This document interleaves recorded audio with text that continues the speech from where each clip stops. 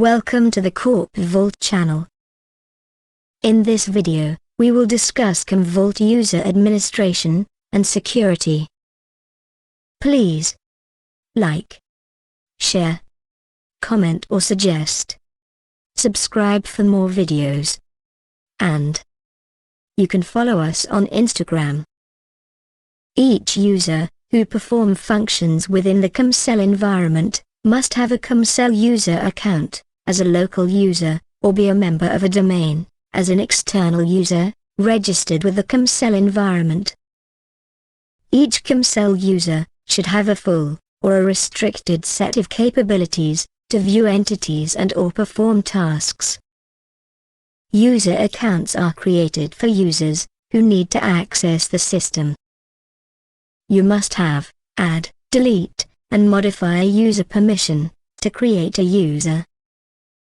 Once you have appropriate permissions, you can create, edit, and delete users, and when you create a user account, you can assign the account to the available user groups. You can control the features the user has access to by making security associations between the user, a role, and entities. After CommCell users are created and external users are added, both types of users are available in the CommCell users window. Let's create a user in Commvault.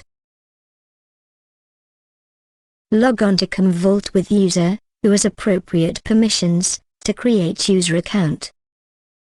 In the CommCell browser, expand Security. Click on CommCell Users. On the right-hand summary window, you see there is only one admin account that was created during Commvault install. This user is the administrator of Commvault.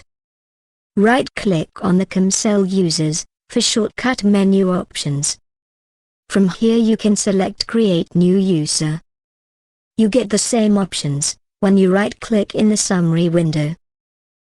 Select New User. New User Properties window. General tab. Use this window to create user accounts or to change user account properties. When you create a user account, you can immediately assign the account to the available user groups, or you can leave the account unassigned. Username is the name that you want the user to type when he or she logs onto the system. The username can be up to 32 characters and should not include trailing spaces. Normally in an organization, the username would be their employee ID. Password is the password that you initially assign to the user. The password can be up to 32 characters and should not include trailing spaces. Each user can change his or her own password.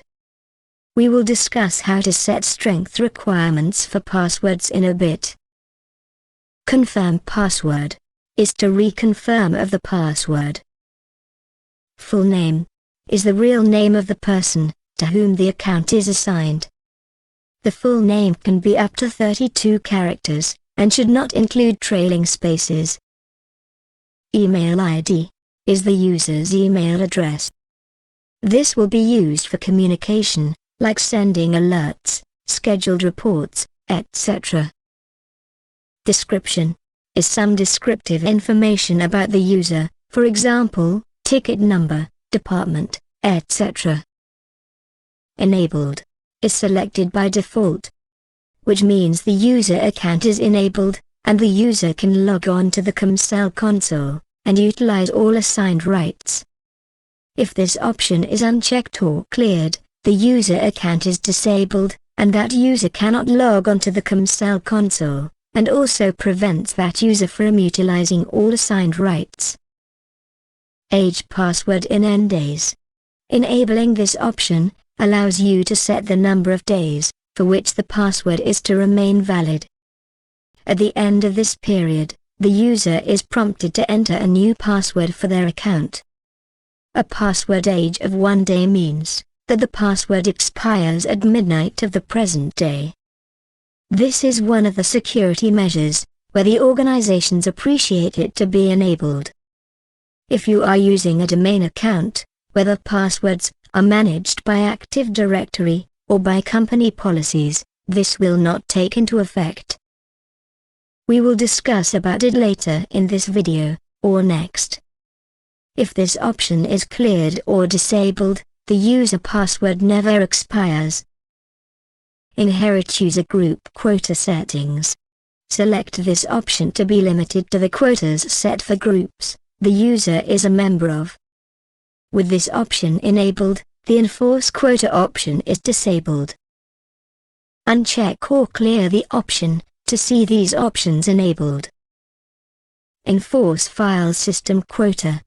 Select this option to cause file system backups for clients owned by this user to be limited by the quota you set in the next field. Disable data protection when quota usage exceeds. Set a number here which is in GB, to enforce file system quota. Inherit user group, Edge drive quota settings. Select this option to inherit the Edge drive quota setting for the groups the user is a member of. Enforce Edge drive quota. Select this option to limit amount of space that a user can use on their Edge drive repository. Disable upload of new data when Edge drive quota exceeds. Set a number in GB for the Enforce Edge drive quota. User Groups tab. Use this window to assign the user account to one or more user groups. Available groups lists the user groups of which the selected user account is not a member. Member groups lists the user groups of which the selected user account is a member. A user account can be a member of any number of user groups. At the moment we have only one group called Master. We will create more groups when we discuss CommCell user groups. Create new user group. Use this option to create a new user group. The current user can then be associated with this new user group. Associated Entities tab. Please note, all of the security associations that affect the user are listed here. If the user is a member of a user group, the security associations applied to the user group are applied to the user, and are shown in a gray, italicized font. At the moment, we do not have any, but we will discuss this more when we discuss roles. Click Add to add an association. Add Association window. Use this window to add entities and roles to users and user groups. The users and user groups, plus the roles, plus the entity, create the three-way security association. We will discuss this window in detail at a later stage. Additional Settings tab. Use this window to set additional settings, in other words registry keys. Additional settings are advanced options that can be used to perform troubleshooting and other environment-specific configurations. Click OK to create the user account. We received an error. The password we typed is not meeting the minimum complexity requirements. You need to add this registry key on the CommServe to change the strength requirements for user passwords by increasing or decreasing the password complexity. Changing the strength requirement for passwords does not immediately affect users logging on to the application. The changes are seen after user log off and login.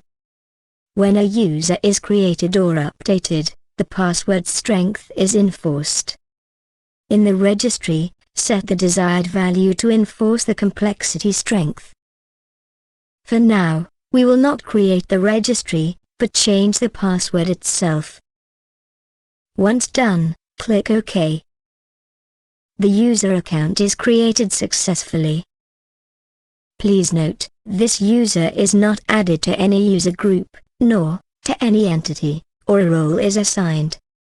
So, when the user log in, he or she will see only blank white screen, nothing more.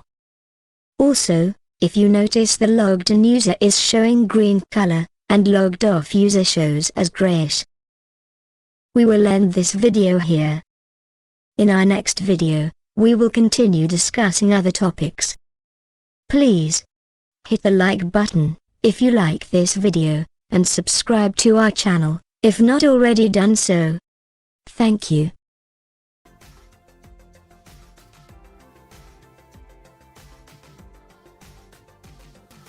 Do subscribe for more videos.